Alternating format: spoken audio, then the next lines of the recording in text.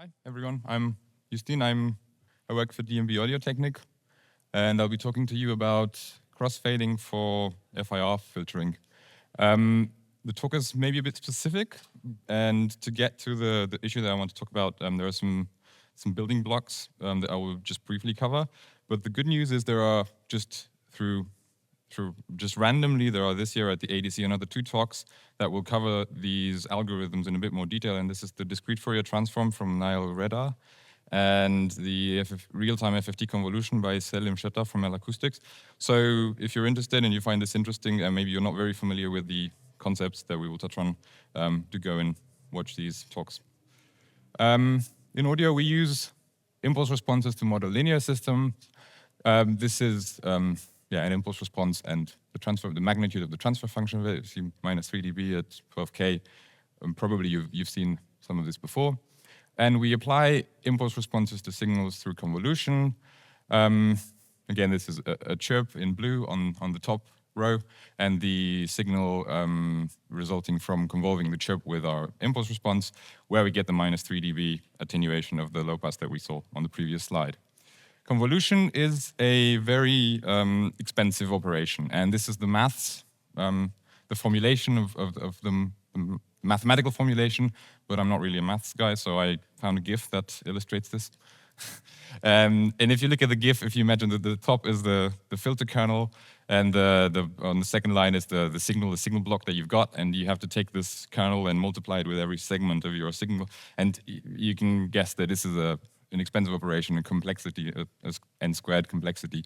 And squared is already ringing alarm bells most of the time when you're implementing something real time or something that needs performance. The good news, though, is that the convolution theorems allows us to do some tricks about it. And the convolution theorem says multiplication in the time domain is convolution in the frequency domain, and the other way around, which, using the fast Fourier transform algorithm, allows us to reduce this to an n log n complexity, which makes it much faster. I will be showing some measurements, and this is just to talk about, to say what I've been measuring, but this is just a standard laptop, an i7, a pretty old, approaching end of life, probably. And if this is what the measurement plots will look like, and we've got the time axis, the vertical axis, and the number of taps on the x-axis that I've used, and the colors represent the different block sizes that I've measured, and the comparison is mostly done between 2 curves of the same color but different line styles. So this shows in the continuous lines are the time domain implementation of convolution, and the dotted line is the overlap save frequency domain implementation. And what we see is that for small block sizes, the time domain, and for small filter lengths, the time domain implementation is faster, but this immediately goes up, which for a lot of real-time applications we cannot use. We want to use the frequency domain implementation. If we want to exchange filters to runtime, we have this issue where when we switch from one to the next, if we would just do a hard switch, we would get the discontinuity, which is that thing over there in the block where we switch. And this is what would result in a click or some kind of artifact, which we don't want when we exchange the filters. So the goal would be to transition from one filter to the next without these artifacts, so that the user does not hear any changes. The most often used technique, I think, is just a simple crossfade. And in the pink, the dotted line is the crossfade between these 2 filters, in this case, on the bottom row. And you see the discontinuity is gone. If we were to do this in the time domain, it would look something like this. So the operator, the x operator, is the convolution. Then we'll multiply it by the fade-out function. We do the same thing for the second filter, and then we add it. But convolution is a bad idea in the time domain. So we do this in the frequency domain, which means we have to Fourier transform the signal, Fourier transform the filter, although the filter is probably transformed not in the real-time path, and then go back into the time domain, multiply it with the fade-out function, and do the same for the second filter. I always find it looks better in pseudocode than the mathematical thing. So if you just look at this, the time-invariant case, so where we don't switch the filter, and the time-variant case, you immediately see that there's a lot more going on. So this is a kind of performance, you can immediately say this will probably be, you're doing a lot more in the same time. And when I measure this, it didn't quite go to twice to 100% more, but if you look at the different lines, the same color and different line styles, again, regardless of the block size, you get what you expect. The performance goes down. If we were to try and remove some of the additional operations, like some of the additional Fourier transforms, then we would have to do the convolution in the frequency domain, because remember, multiplication in the time domain is convolution in the frequency domain, so we would have to Fourier transform our fade function and convolve this with our signal, that is, with a spectra that we already have in the frequency domain. The problem is convolution is bad in the actual convolution. And if we look at the Fourier transform of the crossfade function, the crossfade functions in time domain are on the top, and the Fourier transform of this gives us a lot of bins that we would have to convolve.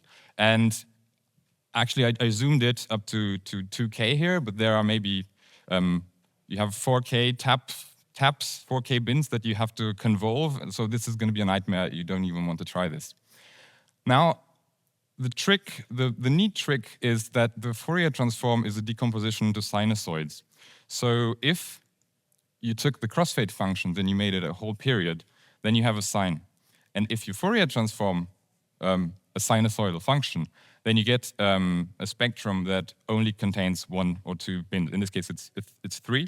The third one is at Nyquist.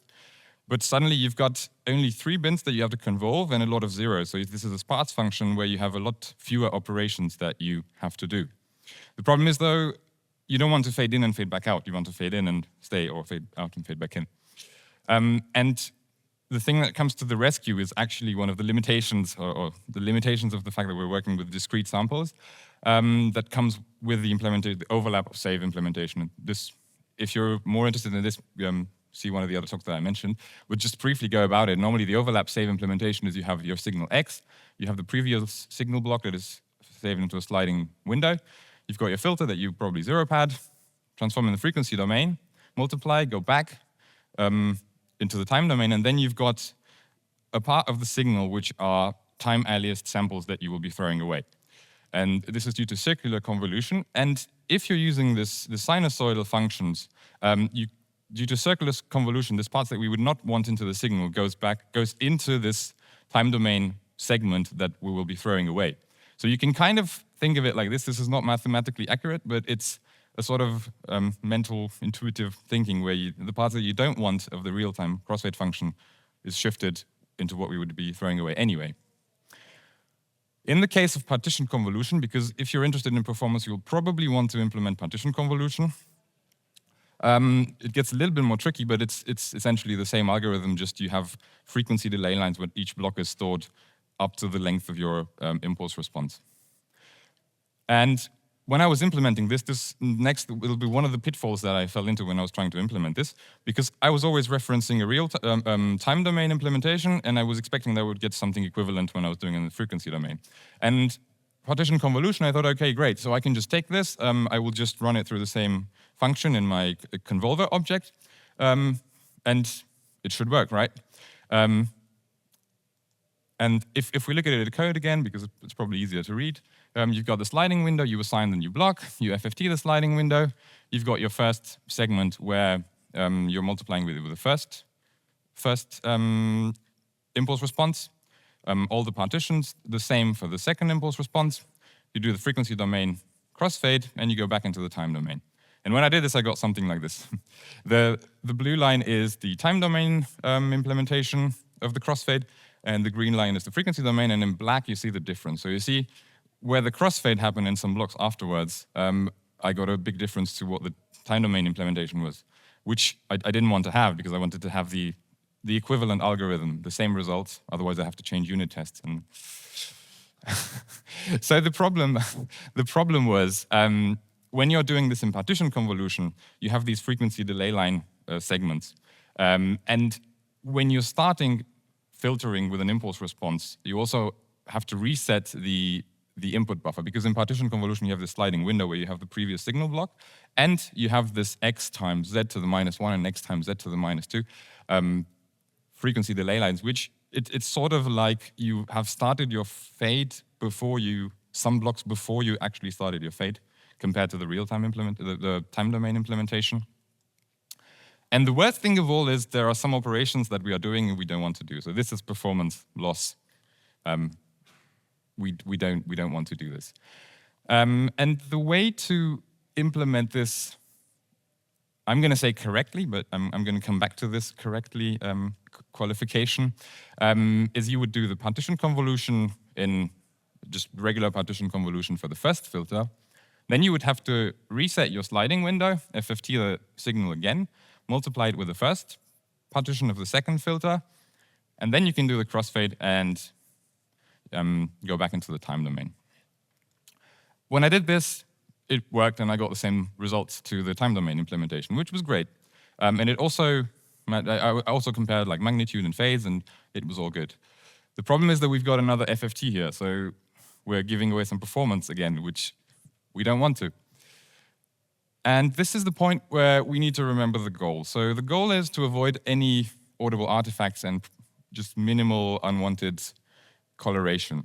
And this is where I'm coming back to this sort of correct implementation of the crossfade, because what is a correct change between two filters?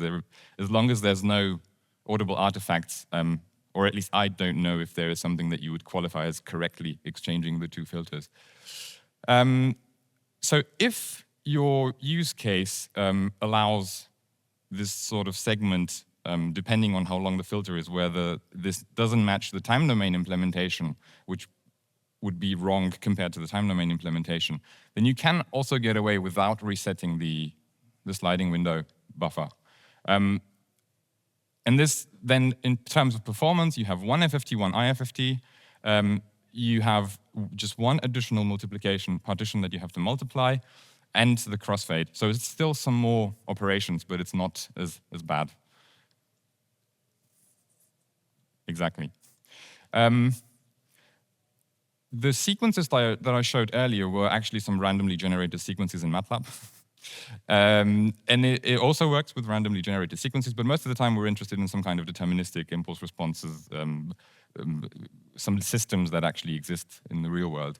And depending on the impulse response, when I tried it here with some loudspeaker impulse responses, also with the sort of wrong implementation of the algorithm compared to the time domain, I still didn't get any differences. So depending on the impulse response, you might even get away with not having to change the unit tests.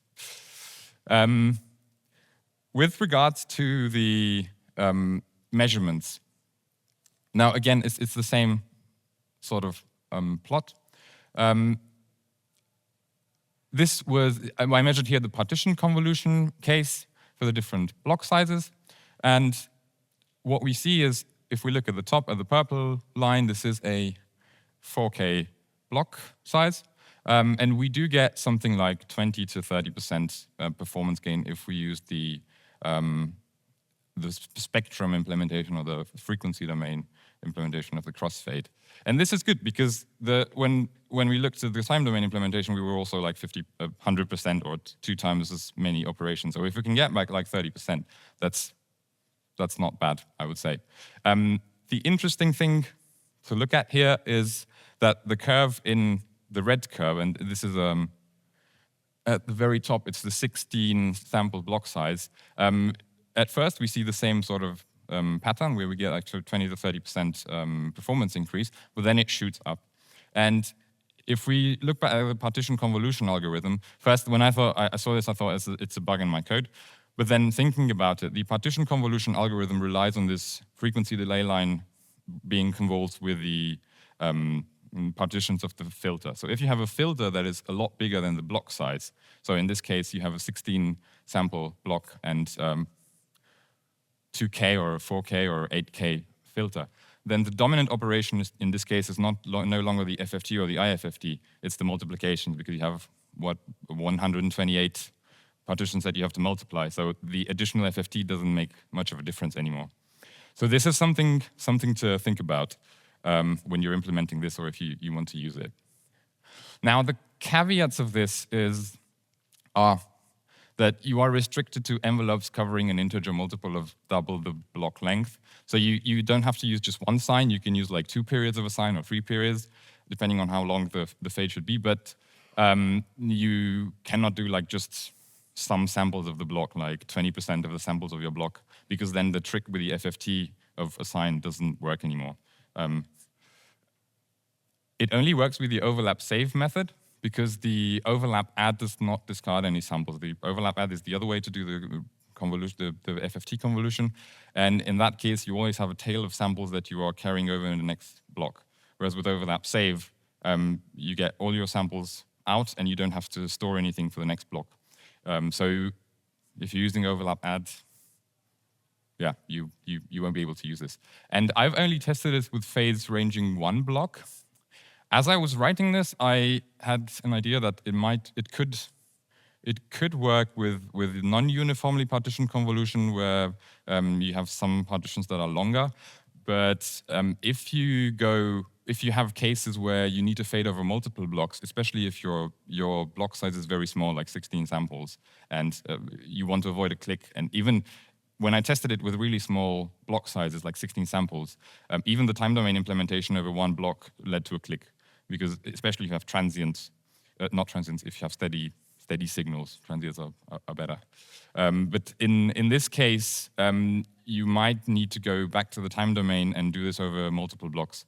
I can't say yet anything about trying to use this frequency domain thing for multiple blocks, but this is one limitation that I bumped into. And to conclude this, the use case is important and subjective evaluation will be the deciding factor. In the cases that we experimented with, as I said, this sort of not matching the time domain implementation still worked and it was fine. We didn't get any clicks or anything like this.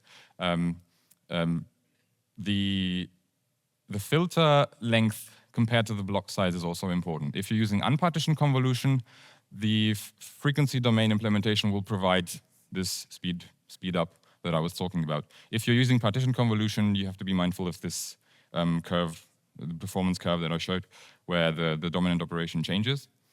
But if the filter length is comparable to the block size, I wrote here smaller or equal, but even if it's a little bit longer, so that the dominant operation is the FFT and IFFT, then you will get this performance increase, and you can do a bit more in your computation in the time that you've got allotted for your real-time computation.